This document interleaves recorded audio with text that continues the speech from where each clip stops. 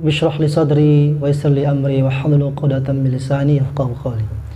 Bismillahirrahmanirrahim. Rabbana awzi'na an nashkura ni'mataka allati an'amta 'alaina wa 'ala walidayna wa an na'mala salihan tardah wa adkhilna bi rahmatik fi 'ibadikas salihin.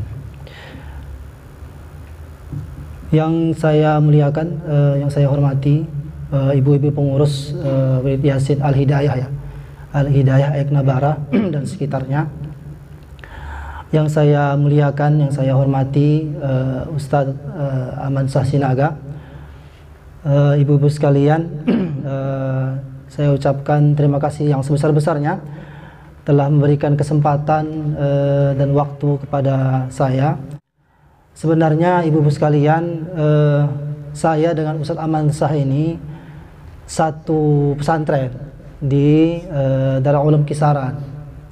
Jadi kami memang masing-masing punya dakwah masing-masing. Jadi saya juga berdakwah juga ibu-ibu, tetapi lebih kepada dakwah ekonomi ya ibu-ibu ya. Ibu-ibu sekalian yang saya hormati, kalau kita baca di dalam surah Al-Baqarah ayat 275 juz 3 posisi sebelah kanan paling atas di dalam mushaf Madinah ibu-ibu ya, sebutkan a'udzubillahi minasyaitonirrajim, bismillahirrahmanirrahim. Alladzina ya'kuluna ar-riba la yaqumuna illa kama yaqumul ladzi yatakhabbathu asyaitanu minal mas. Orang-orang yang memakan riba itu tidak bisa berdiri, melainkan berdiri seperti kerasukan syaitan. Dzalika bi annahum qalu, yang demikian itu mereka menyatakan, innamal bai'u mithlur riba, sebenarnya jual beli itu sama dengan riba. Menurut perkataan orang Yahudi, ini sebenarnya asbab nuzulnya adalah orang-orang Yahudi ibu-ibu ya. Mereka mengatakan bahwa jual beli itu sama dengan riba. Wa ahallallahu al-bai' wa harrama riba, padahal Allah itu menghalalkan jual beli dan mengharamkan riba. Sambungan lagi ibu-ibu, faman ja'ahu maw'izatun min rabbih fantaha falahu masalaf. Barang siapa yang telah sampai kepadanya peringatan ini, maksudnya peringatan tentang riba ini, fantaha, dan dia berhenti untuk tidak melakukan perbuatan riba, falahu ma qad salaf, ya sudahlah.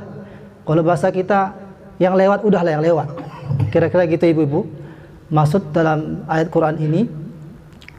Wa amruhu ilallah, sambungannya wa amruhu ilallah, dan semua urusan kita serahkan kepada Allah.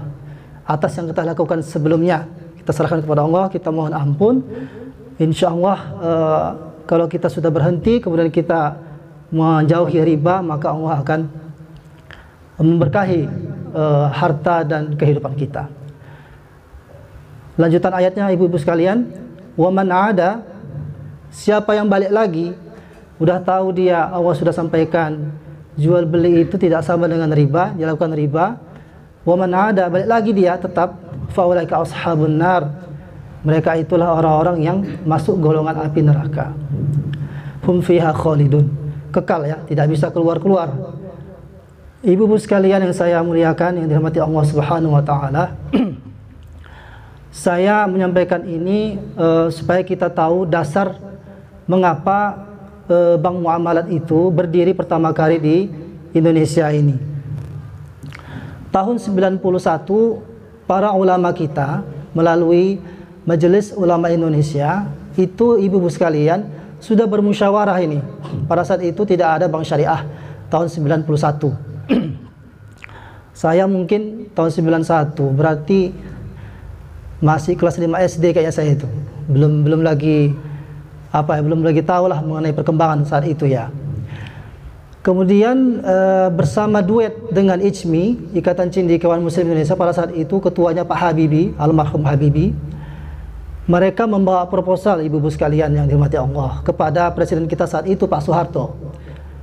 Jadi kita harus buat bank syariah, karena di Malaysia sudah duluan tahun 83 mereka sudah punya bank Islam duluan, ketinggalan Indonesia ini. Dasar ulama Indonesia kita membuat bank muamalat ini adalah tujuannya sangat murni dan benar-benar mulia, supaya masyarakat Indonesia ini kan muslimnya kan 80% lebih kurang mungkin ya, sekitar segitu. Masa kita Islam tapi kita menggunakan transaksi riba? Maka dibawalah proposal ini ke Presiden Soeharto, mau buat bank namanya Bank Islam. Pada saat itu namanya bukan bank muamalat ibu-ibu, bukan. Proposal yang dibawa Bank Islam. Nah, kemudian ketika Soeharto melihat proposal itu, beliau menerima sebenarnya, tetapi jangan namanya Bank Islam, karena dikhawatirkan akan timbul bank-bank yang lain, bank dengan agama lain. Contoh ada bank Kristen, ada bank Hindu, karena kita negara Pancasila. Maka Soeharto meminta kepada para ulama Indonesia yang mewakili datang ke istana untuk mengganti namanya menjadi nama yang mendekati ke syariah, sehingga diambil kalimatnya muamalat. Di situ ada jamak takfir yang berarti transaksi sesama manusia secara dagang. Banyak transaksi kalau bahasa kita. Muamalat, ibu nanti bisa lihat logonya. Muamalat yang di belakang itu tanya tak ta'nits, ya jamak takfir. Kemudian ibu-ibu sekalian yang dirahmati Allah, berjalan dengan waktu. Pada saat itu berjalan Bank Muamalat tahun 92, 1 Mei 92. Pada saat itu tidak ada yang menyangka dan menganggap bahwa Bank Muamalat itu tidak mungkin bisa maju gitu. Tidak mungkin bisa maju. Dia akan seperti bank koperasi kecil gitu. Kalau orang-orang dulu seperti itu ya menganggapnya. Tetapi Allah Subhanahu wa taala dengan fitrah, dan Allah sampaikan melalui surah Al-Baqarah tadi, tahun 98, 99 kita terjadi krisis moneter ibu-ibu. Saya waktu itu kelas 3 aliyah 98-99, mungkin Adinda juga sudah pernah mengalami. Sampai kita susah makan pada saat itu. Makan kami pun waktu itu ibu-ibu sekalian dirahmati Allah hanya ikan tamban sama nasi catu. Hanya itu makan kami waktu itu di pesantren. Tetapi karena pada saat itu terjadi krisis moneter, maka seluruh bank-bank, termasuk bank-bank besar, kalau mohon maaf kalau saya sebutkan mereknya, mungkin ibu kenal Bank Syariah Mandiri. Bersama-sama Bank Muamalat, kita ada dua kekuatan besar bank Islam saat itu. Kemudian muncul bank-bank syariah lain. Ada Bank Sumut Syariah, ada Danamon Syariah. Jadi semuanya yang membuka syariah itu adalah saudara-saudara kita juga, ibu-ibu sekalian. Yang menjadi pelopor pertama Bank Muamalat ini, yang tujuannya mulia, sehingga seluruh bank-bank konvensional itu buka unit syariah kan ibu, bukan? Ada Bank Sumut Syariah, ada Danamon Syariah. Nanti ibu-ibu bisa lihat di beberapa bank konvensional saat ini, mulai mereka mencoba untuk membuka layanan-layanan syariah. Dan alhamdulillah ibu sekalian, sampai sekarang sebenarnya tetap kita masih memilukan, masih sayang masih kecewalah kita karena sudah banyak gabungan dari bank syariah ini. Ternyata yang menabung hanya 7%. 7% dari seluruh umat Islam di Indonesia ini yang nabung baru 7%, Bu. Sesuai data yang kami terima dari OJK atau Bank Indonesia. Jadi mungkin saja perlu banyak sosialisasi seperti ini kepada masyarakat awam bahwa kita tidak boleh lagi menabung di bank konvensional. Di sini sudah ada bank syariah. Terserah ibu mau nabung di bank syariah mana. Saya nggak maksakan ibu nabung di Bank Muamalat. Mentang-mentang saya di sini enggak. Tapi tujuan kita adalah bagaimana supaya kita terhindar dari transaksi riba. Yang paling gampang ibu, coba dari diri kita sendiri. Saya karena saya paham dengan riba itu, dan saya sangat mengerikan dosanya. Seringan-ringannya dosanya seperti menzinahi ibu kandung sendiri ya. Kalau dalam hadis itu disebutkan dosa riba itu seringan-ringannya seperti dosa menzinahi ibu kandungnya sendiri. Saya sendiri, ibu sekalian dirahmati Allah, saya kalau bisa dibuka dompet saya ini, tidak ada satu ATM pun bank konvensional, nggak ada. Yang ada semua bank syariah. Terserah mau BSI, mau bank Sumut Syariah, bank muamalat, kan banyak pilihan ya. Silahkan ibu-ibu memilih. Tetapi paling kecil diri kita sendiri aja, jangan pernah anak kita, keluarga kita itu kita arahkan untuk membuka di bank konvensional. Jangan. Kita sudah tahu hukumnya. Karena kalau kita sudah tahu hukumnya dari diri sendiri, mungkin insya Allah nanti secara menjalar dengan keluarga lain, maka insya Allah kita semua umat Islam ini di Indonesia ini terhindar dari transaksi riba. Kalau secara perorangan begini, kita nggak melihat dampak nyatanya, Bu ya. Maksudnya gini, saya nabung di bank konvensional, yang satu nabung di bank syariah. Sepertinya nggak ada dampak kan? Biasa aja sih kan gitu kan? Tetapi ibu sekalian, saya sudah belajar banyak tentang bank konvensional atau bank secara dunia ya. Saat ini saya sudah alhamdulillah selesai S2 saya di UINSU ya, di UINSU Perbankan Syariah. S2 saya di situ, bahwa bank konvensional ibu sekalian, mereka itu mindsetnya uang itu adalah produk, apa namanya, uang itu produk.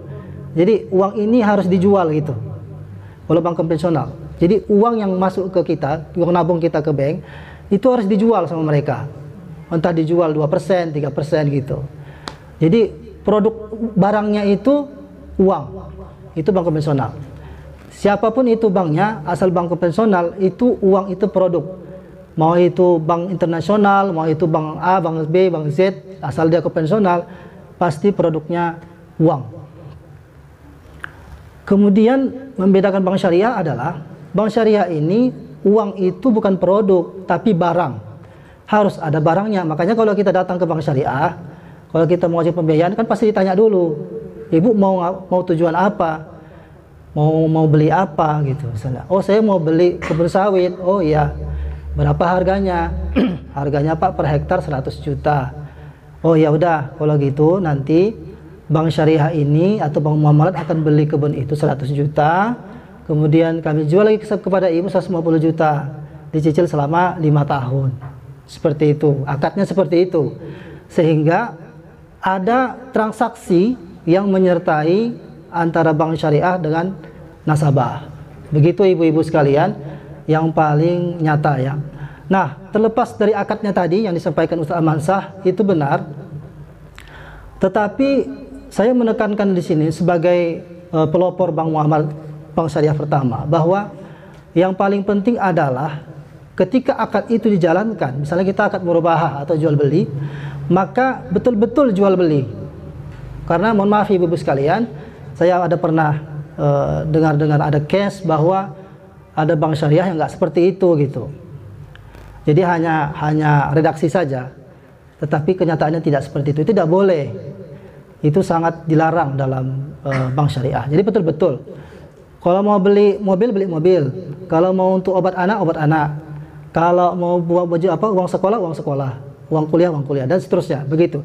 Setiap tujuan penggunaan dana apapun yang kita inginkan sebagai nasabah bank muamalat misalnya, itu akadnya ada, Bu.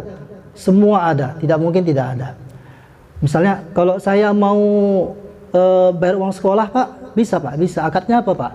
Akadnya biasanya ada dua, wakalah bil ujroh atau ijarah. Ijarah itu maksudnya beli paket kuliah itu, dibeli, dibayar langsung ke universitasnya, tinggal mahasiswanya nyicil ke bank muamalat. Kan banyak akadnya bisa kita buat, tapi itu betul-betul dijalankan. Ibu sekalian dirahmati Allah, dalam kesempatan hari ini saya ingin menyampaikan produk unggulan dari bank muamalat. Mana tahu ibu-ibu sekalian mungkin yang sudah pernah naik haji atau belum, atau mungkin keluarganya mungkin mau diberangkatkan, kita ada produk namanya Pro Hajj atau Kalau bahasa kita biasanya talangan haji. Nah, di sini ibu-ibu sekalian, ada sedikit perbedaan dulu. Bang Muamalat juga pernah ini ngasih talangan haji tahun 2012. Pernah dulu. Tapi ada sedikit perbedaan. Pada saat itu tahun 2012 itu akadnya al-qad bil ujrah. Kalau ini akadnya wakalah bil ujrah. Artinya Bank Muamalat nanti yang akan membantu ibu untuk mendaftarkannya ke Kemenag ketika sudah cair pembiayaan ini. Oleh karena itu berhaklah Bank Muamalat menerima upah atas membantu ibu-ibu untuk mendaftarkan ke Kemenag. Nah, di sini kesempatan pada hari ini ibu-ibu sekalian, syaratnya hanya setor 1 juta sebagai ujrah pertama, kemudian cicilannya 5 tahun 600.000 per bulan. Nah, ibu sekalian yang dirahmati Allah, profesinya itu boleh karyawan atau pengusaha, tetapi pengusaha ini dia harus tercatat di rekening penjualannya atau jual belinya lah ya, dagangnya gitu. Saya tahu kalau di sini mungkin ada yang pakai bond ya, kalau pengusaha sawit pakai bond aja gitu, nggak masuk ke rekening, ada seperti itu. Tetapi karena pada saat ini prosedurnya seperti itu, maka pengusaha yang mau mencoba produk ini harus bisa membuktikan rekening tabungannya selama 3 bulan terakhir, supaya bisa tercatat aja sebenarnya Bu, walaupun memang kita pakai bond juga gitu. Nah, kemudian bisa juga daftarkan sampai 4 orang. Misalnya kita sudah pernah berangkat, kita mau daftarkan anak kita, menantu kita misalnya, atau mertua kita, boleh sampai 4 orang. Dan untuk anak-anak itu minimal 12 tahun baru bisa didaftarkan untuk porsi haji. Nah, informasi yang saya dengar ibu sekalian, untuk di Labuhan Batu, kemarin saya tanya ke bagian haji di Labuhan Batu, 15 tahun katanya daftar tunggu kita, masa tunggu kita di Labuhan Batu ini lebih kurang 15 tahun.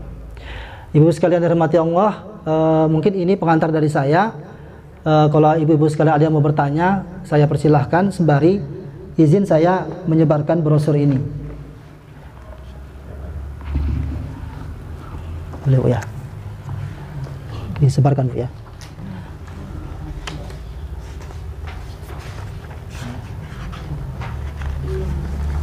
Ya.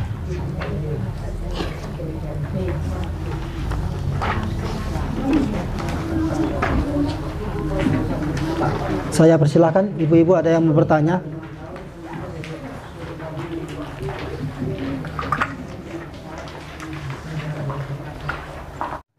Udah masuk nanti di rekening haji kita. Nanti Bank Muamalat akan membantu pembiayaannya sebesar 25 juta. Tinggal ibu cicil saja. Ibu tinggal pilih. Seperti itu ya. Tinggal ibu pilih saja. Mau setahun, 2 tahun, 3 tahun, 4 tahun, 5 tahun. Sesuaikan kemampuan lah. Kemudian yang di bawahnya itu kan ada angka 24 ya Bu ya. 24, 23, 22, 21. Itu maksudnya kalau kita punya uang berlebih misalnya, uang kita ada berlebih misalnya 1 juta, jadi nggak perlu lagi 25 Bank Muamalat yang membiayai, tinggal kurang 1 juta, jadi tinggal 24. Kita tetap nambahin jadinya 1 juta lagi supaya pas 25. Karena porsi haji ibu-ibu sekalian dirahmati Allah tetap 25 ini, nggak pernah turun-turun, tetap masih 25 sampai sekarang. Nah, sama juga dengan yang paling bawah ada 10 juta. Itu berarti kita punya uang berlebih, berarti 15 juta. Tinggal kita tambahkan 15 juta dari Bank Muamalatnya 10. Jadi pas 25 juta. Sampai sini Bu mungkin paham tabelnya ya. Itu mungkin maksudnya Bu. Tapi di sini Pak nggak ada Bank Muamalat caranya. Gimana Bu? Oh, banknya. Begini Bu, yang ibu-ibu sekalian, teknisnya ini di situ ada nomor HP Bu ya. Saya titipkan itu nomor HP sebenarnya. Ini petugas kita, Pak Irwan sama Ibu Aziza. Kalau Ibu berminat, Ibu bisa hubungi kedua orang itu. Hubungi saja, Pak, saya mau mendaftar untuk talangan haji. Bisa datang kemari, misalnya begitu. Mungkin terlalu jauh mungkin ya ke sana. Mungkin bisa kami datang kemari. Kalau bisa, jangan satu orang aja Bu, kumpul lah di mana rumah siapa, entah di rumah ketua misalnya kan, rumah ketua kumpul, entah 2-3 orang, nanti datang orang bank muamalah situ, dia akan bawa nanti formulir, Ibu isi aja, udah selesai, udah kita bawa berkasnya, tinggal kita tunggu prosesnya. Lebih kurang paling lama, lebih kurang sekitar 2 minggu. 2 minggu insya Allah langsung akan masuk ke rekening haji kita. Prosesnya seperti itu Bu, teknis saja ini ya, supaya Ibu juga nggak perlu ke kantor, mungkin kesibukan masing-masing, atau tidak ada halangan ya, tidak bisa datang ke bank muamalat, hubungi saja kedua orang itu, atau bisa langsung ke Ustadz Amansah pun boleh, nggak ada masalah. Nanti Ustadz Amansah akan menghubungi kami, ada yang mau daftar dari pengajian Al-Hidayah yang kemarin, nanti kita tim dari bank muamalat akan datang Bu ke tempat yang dituju. Itu teknisnya Bu ya. Ada yang sudah daftar Bu? Sudah Bu ya, alhamdulillah. Mungkin tinggal anak mungkin Bu ya. Anak mungkin. Ya. Boleh, anaknya boleh. Jadi dia satu apa namanya? Satu jarak dengan keluarga yang 4 orang tadi. Karena ada 4 orang tuh. Satu jarak dengan kita. Contoh menantu, mertua, anak. Jadi hanya jarak apa? Hubungannya segitu. Yang bisa dibiayai 4 orang tadi ya. Tapi kalau jauh nggak bisa, misalnya sepupu, jauh kali tuh nggak bisa. Jadi jaraknya hanya satu apa ya, satu markah apa namanya, satu derajat lah ya, derajatnya dengan keluarga gitu. Ya. Kalau abang bisa, abang, adik bisa.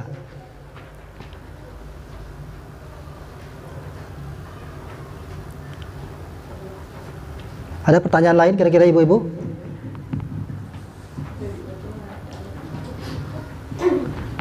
Ibu-ibu yang sudah berangkat mana tadi? Ibu ya? Tahun berapa berangkatnya Bu? Tahun 2000-an ya Bu ya? 2006. Oh alhamdulillah. 2006 Bu ya? Iya ya. Itu saya rasa masih nampak lagi sumur Zam-Zam Bu ya? Masih ada apa? Kereannya itu ya? Iya.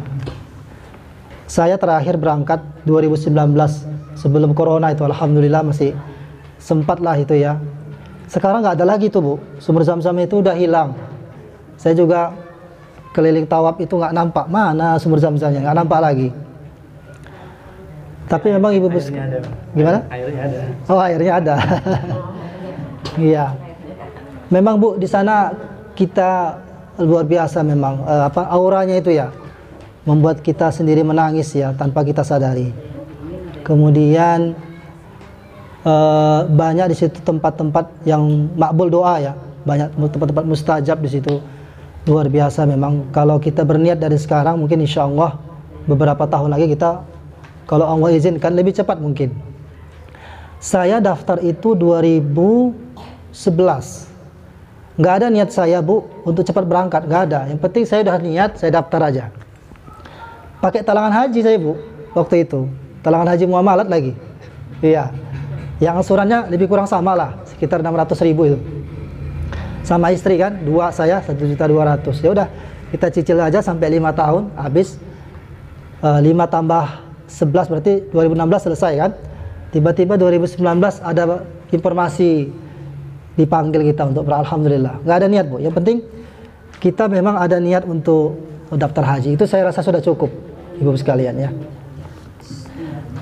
Yang bisa dibiayai saat ini dua sektor usaha.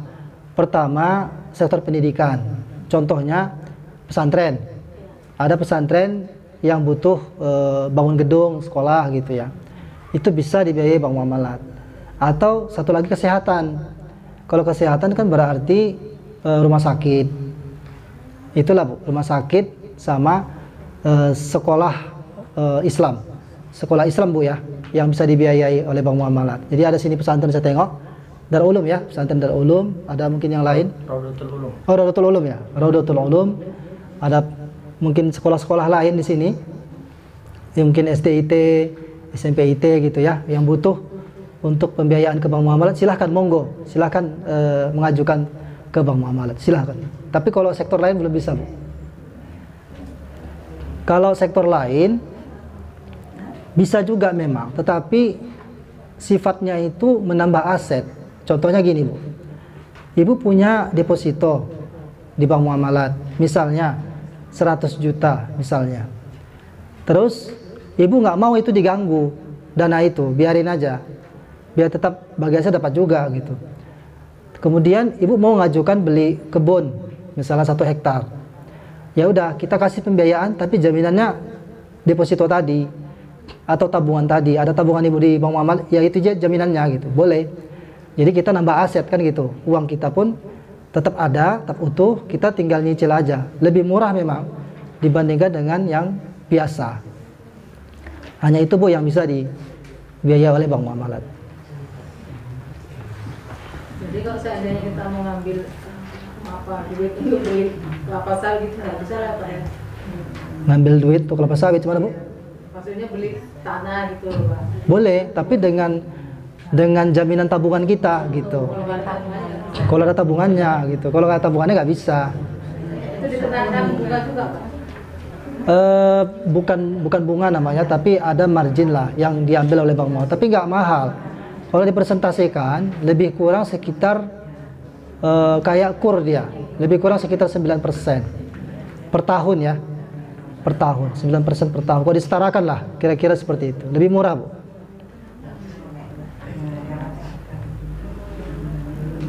Untuk saat ini aja atau ke depan boleh gimana? Ya, jadi sebenarnya untuk saat ini sih, karena kondisinya masih pandemi, masih COVID ya Bu ya. Kita kan sama-sama tahu nih, hampir seluruh sektor usaha kan tenggelam Bu. Hampir semua sektor tenggelam semua. Entah itu restoran, entah itu waterboom, entah itu pariwisata, hampir semuanya tenggelam ya. Jadi untuk saat ini seperti itu dulu lah. Mungkin entah tahun depan mungkin sudah buka keran ya untuk semua usaha.